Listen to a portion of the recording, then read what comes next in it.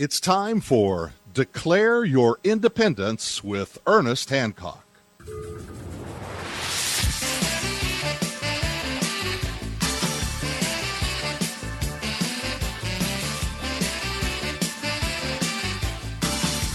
Egypt is fixed. Egypt is fixed. Oh, we're going to tell you all about it here on Declare Your Independence with me, Ernest Hancock, here in Phoenix, Arizona, from the BEA beautiful studios of Freedoms with an S, freedomsphoenix.com. Egypt is fixed because they approved a 15% in government employee raises.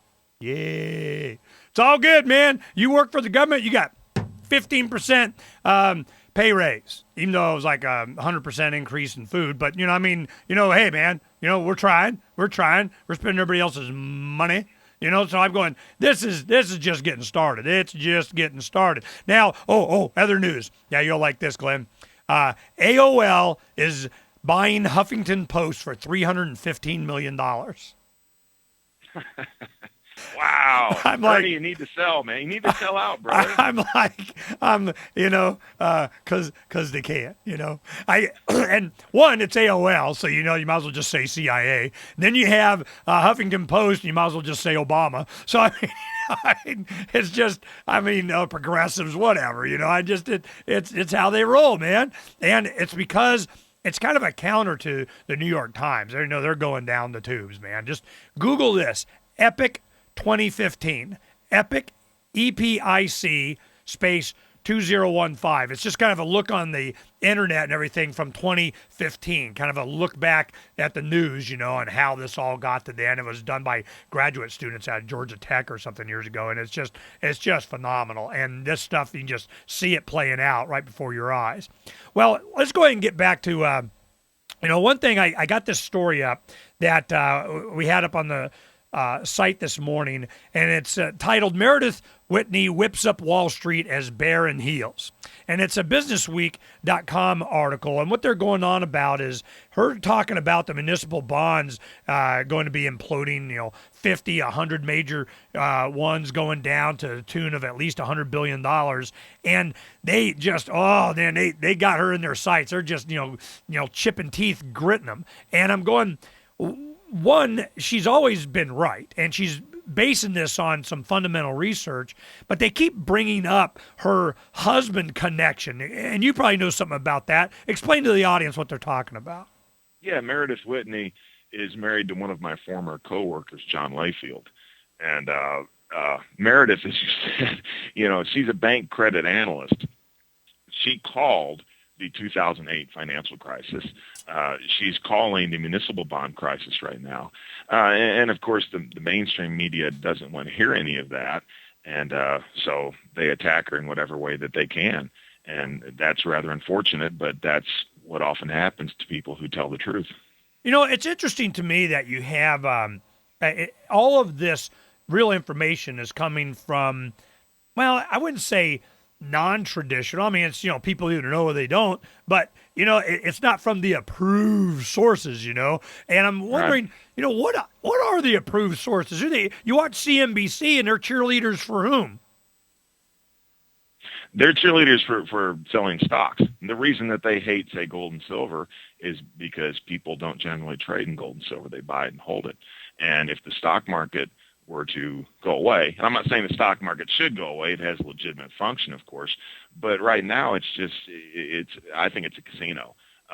But if people weren't interested in the stock market, they wouldn't be interested in CNBC anymore. I heard the other day a guy talking about this, and he was saying, if gold had its own channel, you'd have like a half an hour program about gold, and the rest of it would be movies like The Treasure of the Sierra Madre and stuff like that. So that's the reason. It's all self-serving. So of course that they have jobs. Okay, so let's go ahead and kind of predict what's going to happen with the Treasury offerings that keep coming out, and give us what you understand happens when they go, okay, Congress has approved expending outside of their revenue stream. Again, more. We're increasing the debt ceiling, and we go, okay, how do we monetize that? How does that happen? What's the mechanism? Well, basically what happens is that Congress goes over to the Federal Reserve And it's a little more complex than this because the Fed will normally buy old bonds. It'll put deposits into the commercial banks, and it'll buy their bonds, and then the commercial banks are actually the ones that buy the new bonds. But essentially, if you were to monetize the debt, which means that the Fed were to directly buy the debt, that Congress would go over to the Fed and say, we need you to buy $100 billion, okay, to loan us $100 billion. So the Fed would write a check to Congress for $100 billion to the Treasury, and they would deposit that with the Treasury, and then, they get the money, and there you have it. The problem with all this is that $100 billion never existed before, okay? So the money supply has actually increased by $100 billion. Here's the really neat thing, though. Since we're based on a fractional reserve banking system, when that $100 million goes out into the economy, if there's a 10% reserve, that means that the banks have to hold 10% of the money in reserve, but they can loan out 90%. Well, that $100 billion can become something like $900 billion. And one of the interesting things that's happened now is what we call the velocity of money, which is the number of times that the dollar changes hands throughout the year. Velocity of money has dropped precipitously. When people get scared, they have a higher preference to keep more currency on hand in case they need it. There's trillions of dollars now sitting in reserve, and that's the reason that we haven't seen rampant price inflation yet, is because the money hasn't gone out to the system. The banks are holding on to it. Okay, why? They're scared. They're worried. Well, they're scared and they're worried, still worried about the economy, and that's when Bernanke talks about the economy overheating. Which makes no sense, because economic production is a good thing, all right? And when they talk about the economy overheating causing inflation, it makes no sense, because as more products go out into the economy, it should make the money worth more, because you have the same amount of dollars chasing more goods and services instead of the opposite, which should cause price deflation, a lowering of the general price level. That's not happening, of course. And the reason, like I said, the reason that the banks are holding on to the money is just like everybody else. They're worried about the economy. However, it appears from the statistics that now the banks are starting to lend again, which means that there is going to be more money coming out into the economy, which thus far is the only thing that has dampened. We have had inflation, but we haven't had inflation concomitant with what we should have seen from the increase in the money supply, which was like a doubling of the monetary base or something like that. And that's the reason, is because the banks have held on to it. As they lighten up, as they start to lend out more, that's when we'll see inflation start to tick up, because there's going to be more money chasing the same amount of goods and services.